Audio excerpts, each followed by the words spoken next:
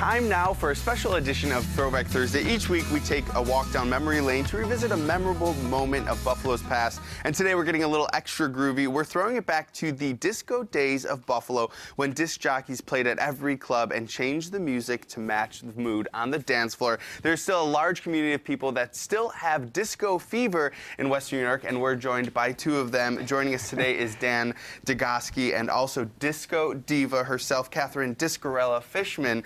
Now, thank you guys both for being here. Thank you for having us. You're welcome. Now, Dan, you know, I'm reading right here that you say the real big difference between music today and music back then is that back then the music had a little bit more of a feel about it. Well, the feel was, it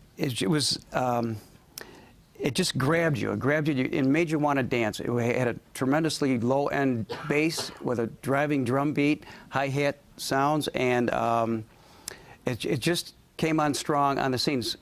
Something like, I have to say, when the Beatles came on, for my age group in the mid-'60s, it would just change the sound altogether, and it just woke you up. When disco music came on, it just woke you up, and the scene changed. Everybody dressed up when they went out.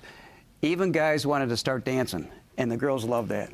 And, you know, to sort of capture the feel of it, we have some pictures to show. So why don't we pull these pictures up so you can kind of give me a rundown of what we're seeing here. That's the first disco in town. It was Fridays and Saturdays on Young Road in Amherst, and I think it started in 1972, and that was one of the first discos, and disco music was just starting to get on the scene, just starting. Now that photo there is 747, Club 747, and the dance floor was made out of a hull of an actual 747 jet.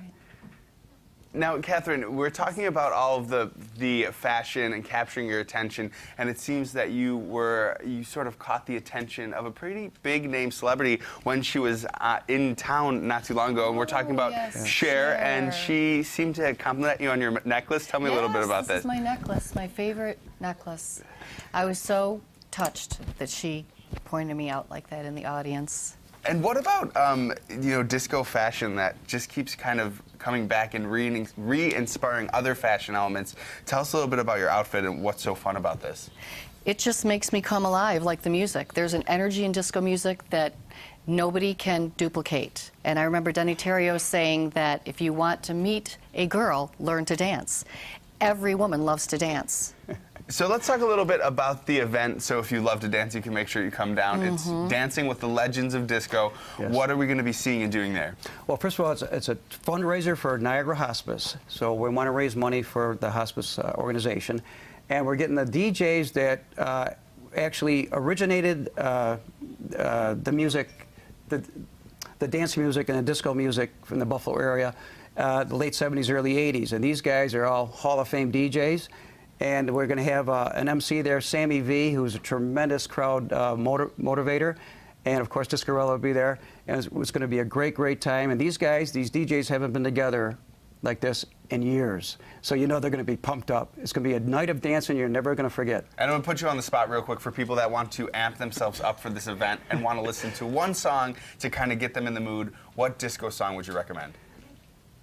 September by Earth, Wind & Fire. I think that's a good one. Party on. Party on. All right, well, thank you two for coming in and sharing the disco fever today.